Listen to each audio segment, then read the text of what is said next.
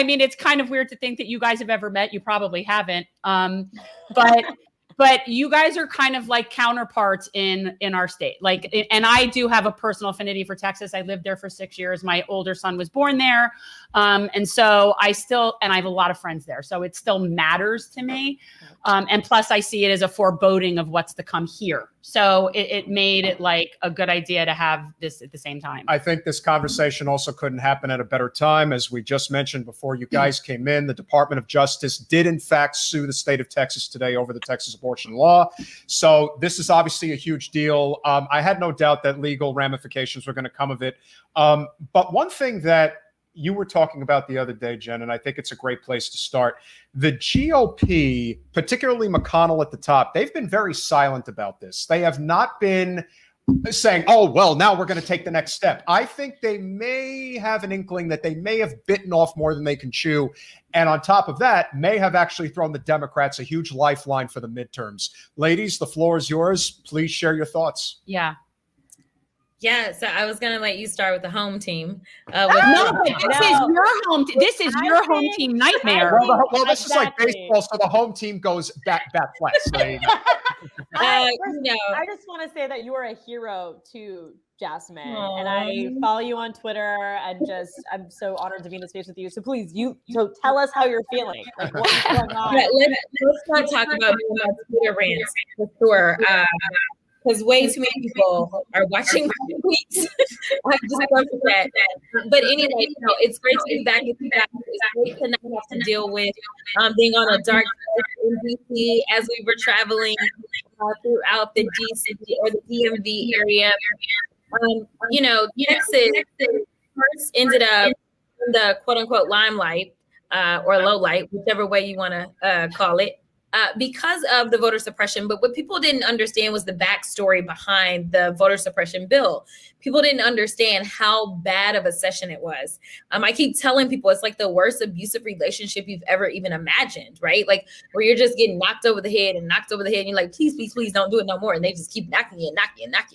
That's exactly what we had. And honestly, the voting bill had passed out of the House during the regular session. It did. It's just that our crazy, extra racist lieutenant governor was the one that kept deciding, you know what, we've got to make bills worse. And so he's the one that decided that he wanted to make sure Souls to the Polls was taken out. He's the one that decided that he wanted to make sure that elections could be overturned more easily. He's also the one that said that the reason that COVID is spreading so rampantly in the state of Texas is because of Black people that typically vote for Democrats. And so the Democrats are the problem. I was just like, man, you had to do some mental gymnastics for that one. And if I could interject real quick, Jasmine, I only knew him as the guy who went on national television and said, you have to die for capitalism. Yes. I was like, oh my God, this guy's bad. All people sacrifice yourselves during COVID-19. It's okay because it's for the economy. Yes. Yeah. These are the people that are leading the second largest state in the country. You gotta love it. It's called privilege, obviously, white male privilege, but that's neither here nor there. And so essentially what finally got us to say, you know what, enough is enough, is because we had this onslaught of terrible bills. This idea that we should give everybody guns, no matter what, no training, no licenses, no nothing, just walk around like you're in the Wild Wild West.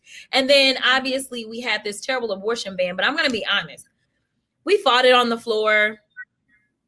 I didn't think that much of it, honestly. I thought it was stupid. I thought, well, surely this is unconstitutional, right? And I'm a lawyer, so I think I know a little something. So I was like, they just want something to run on. They just want to say that they passed this bill that will never go into effect. That was really my attitude. And then the Supremes. And so the Supremes have literally unleashed havoc throughout this country. And so I think this is a good point to segue over to Florida and talk about why I think this bill has unleashed havoc that I thought would never actually go into effect. Right. Yeah, Anna, share with us which of, I'm sure you've seen amongst your colleagues that this kind of thing happening in Texas was sort of like a light bulb moment. Oh, that's a good idea. Let's give people the civil standing to sue other people about their personal rights. Right. So talk about how this would not be that far-fetched and that you are dealing with a similar spousal abusive relationship in your legislature that Jasmine deals with. No, it's true. Every Democrat that I know of that goes up there, it's like they go up for a beating to Tallahassee. Right. Like I don't, it's crazy, but yeah, talk about that. Absolutely. Well, I mean, the sad truth is that Texas becomes a role model state, for so many different policy proposals, including voter suppression. I always joke that a lot of folks that believe in these type of bills, they believe in original sin, but not original legislation. So it's cut and paste, cut and paste, cut and paste. And this is no different. I mean, and I will say for folks who don't know, I worked at Planned Parenthood for 6 years before I ran for office. So I will say for the last year or so, a lot of us have been on edge, not just because of Texas, but also because the U.S. Supreme Court has already decided to hear an abortion ban out of Mississippi. So that's important context for folks too, is that to Jasmine's point, like, yes, this for the Republican Party, this was always about winning elections. It's about a litmus test for conservatism. But at the end of the day, abortion bans have been passing states across the country. Multiple states have them right now being adjudicated or within a temporary injunction. And they're waiting for this SCOTUS decision. The hearings start in October, and the decision will come out in May of next year. So as we watch what happens in Texas, and I'm really hopeful this DOJ lawsuit will get us somewhere. I think it's really important for folks to continue to be engaged on this issue, because we can't just let this be a burst of energy. We need folks to be engaged all the way through session, all the way through this next SCOTUS decision as well. But bringing it back down to Florida, yeah, I mean, I think not only was it like light bulbs for my Republican colleagues, but it was like they were drooling, from the mouth. Like, I mean, they were just so obsessed with this idea because, like Jasmine said, the Supreme Court of the United States did not get involved to put into place an injunction. And so we're already hearing from Senate President Wilton Simpson, Speaker of the House Chris Sprowls, and Governor DeSantis, all statements of support of this legislation. But then we hear some, folks who are saying, well, we don't know, we want to do the exact version, or we don't, maybe we'll have an exception for rape and incest. And I just want to be clear, like, even if there's an exception for rape and incest, it's still an abortion ban. And you're forcing people to report their experience of sexual assault when many people are not ready to do that, initially. And so you're also creating a coercive environment that is not supportive of survivors.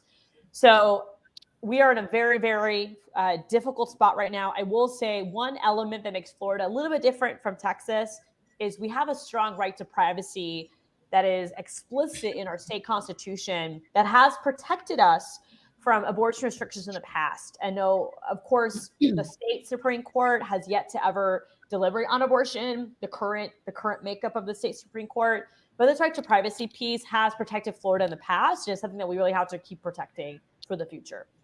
We're speaking with Jasmine Crockett of the 100th District in the state of Texas and Anna Eskamani of the 47th District in the state of Florida. One very important point that I've been trying to hammer home to a lot of people recently, because they're like, well, most people don't give a damn about abortion. It's like it's a private business. You shouldn't make it a law. Why is that? And I said, it is because the GOP in the last 2 to 4 decades, you can pick a timeline, whatever you want. But the point is, in the last 2 to 4 decades, they have made a very unholy alliance with the evangelical right. And they have given them reins to make decisions in the state houses of 2 of the most consequential states in the country to basically say, you are a real minority, but you're going to determine our legislation.